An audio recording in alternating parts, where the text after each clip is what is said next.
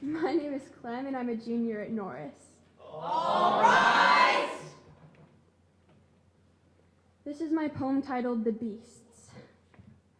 The people are praying in their homes, eyes down, tears streaming, voices broken like a holy vow, whispers rise and fall. They are not pleading for salvation, they are asking for time. We look out our windows at the streets, glittering with littered glass. They hum with something restless. The world still weeping, we do not consent to our own destruction. Even the birds don't bat their wings, eyes shut tightly, blinded behind the fog.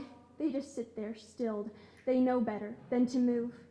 All this to say, I woke up on my 17th birthday, the 6th of November, sick and sweating, glass crunching beneath my bleeding palms as I scrolled through the polls, piles of broken promises, grieving as if the heavens themselves had shattered, spilling across the pavement and staining my shoes with the imaginary blood of the cross.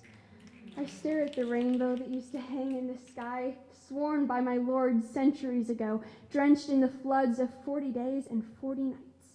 And now here I stay, taking deep breaths as the smoke of a burning flag flies across the wind.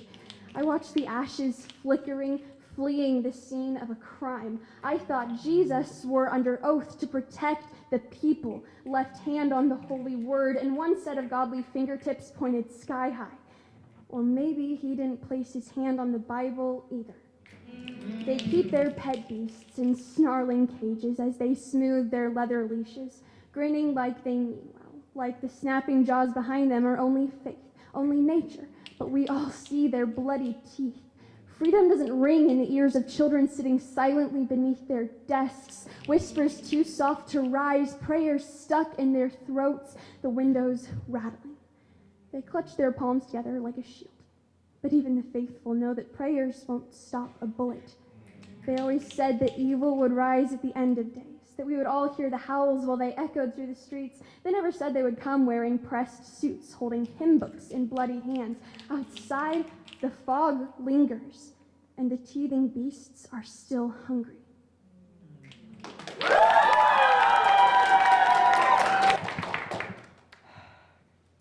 Hi, I'm Sophia Martin from Lincoln East. Who is that diva? And I'll be reciting my poem, Infected. Ophiocordycepsis unilaterus, a parasitic fungi that takes over an ant's body and uses it to spread its spores, only ending once the ant is dead.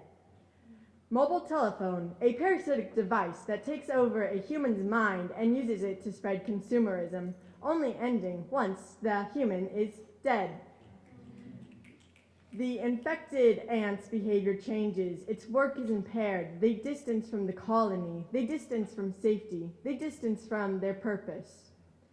The infected human's behavior changes. Work is impaired. They distance from the community. They distance from their goals.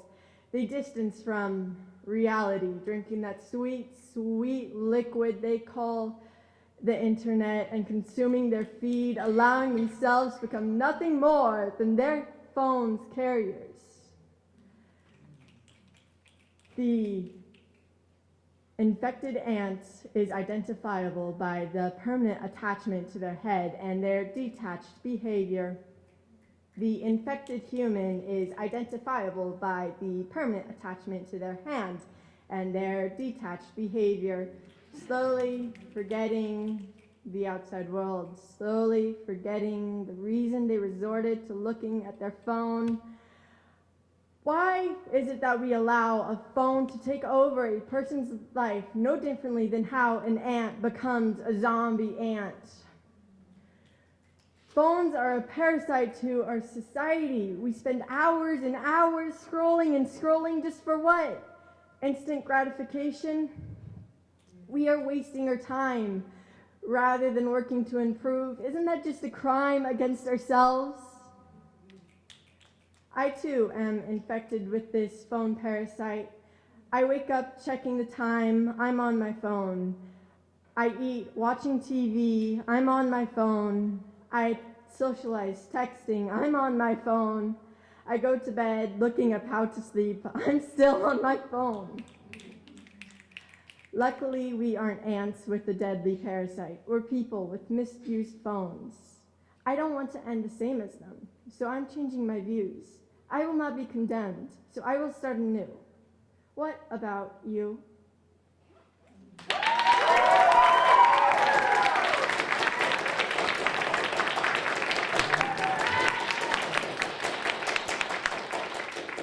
I'm Ayana. I'm a junior from Norris. All rise. And this is my poem, The Ram. She lives in the stars, in the swirling constellations of the night sky. Her eyes drift across the blinking lights, peering into the world below. She resides in Aries, and the explosive stars of her personality. Her insides orbit with the billions of stars, planets, suns, and moons that spin in the Milky Way.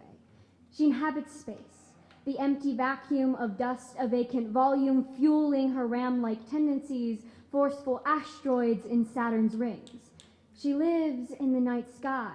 Her bright lights shine down into Earth's atmosphere. Her asteroids clash, shattering into fractures, scattering debris. Her planets change their climates and storms as time moves. She is every piece of the universe we reside in. Every planet that orbits the sun, every supernova, every suffocating black hole. She is the constellation of stars, and they are her. Her eyes are Sagittarius, and her body with the stars of the crab. I breathe. I feel everything with all the heat of the thousands of suns in our galaxy. The stars spiral around my head. My insides, my guts rage as powerfully as Jupiter's red spot. I am a cosmo. I'm filled with the boldness and explosive loyalty of the Aries ram. My eyes hold the liveliness, passion, and philosophy of my mother's Sagittarius centaur. I overflow with the cautious tendencies of my father's cancerous crab.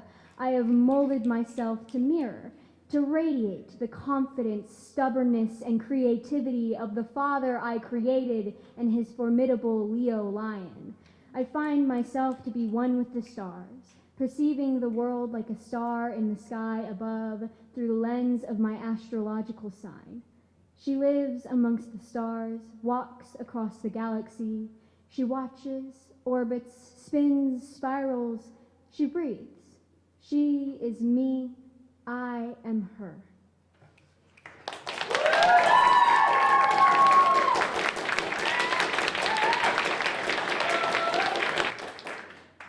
Hello, my name is Jason. I'm a senior from Grand Island Senior High.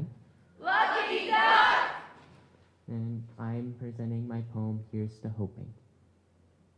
People are the cruelest. Just look at our teens and elders, targets for anger strapped to a shattered mirror, now reflecting a full chamber with a not-so-empty casing compacted with gunpowder and expectation and shot at a diameter of 0.308 millimeter at a distance of you should have been better.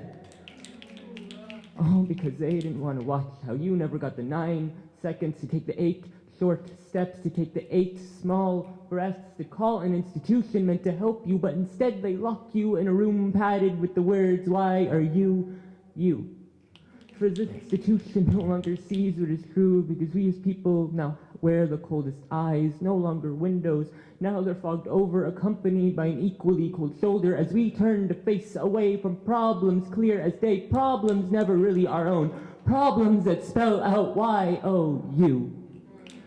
But really, what can I say to these problems worsened not only by time as it continues to pass us by, yet we remain lost in our past as we shepherd a blindness, no longer lambs full of wool and harvest, but goats to distract the wolves from the problems of the mass. But really, what do I get to say?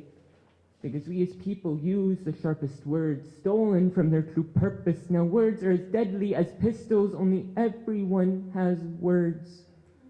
And how carelessly we continue to use them.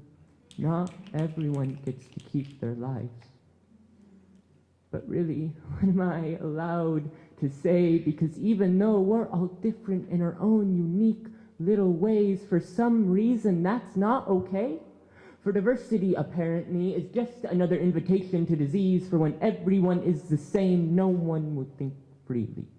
And that's what our majority craves, for queer to be a skeleton forever in the closet, for color to be forgotten on the bloody, scorching fields, for women to be just another ingredient on the kitchen counter, and for equality to be forgotten like Babylon, and basic human decency and sameness to be spread worse than the chicken pox by bodies not meant to be here or there, by bodies making decisions for the young by the old, for the female by the male, for the queer by their cisgender peers. And really, this so-called disease, it's the bias we hide within like a rotten tomato that ends up taking the whole damn...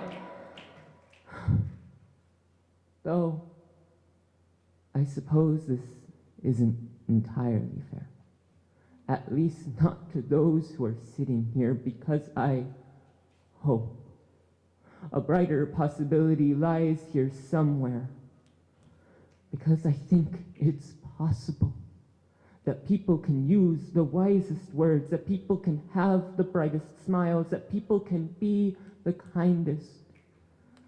I just wish those possibilities were true, not only in, but also out of this room. So here's to hoping that we get to see it.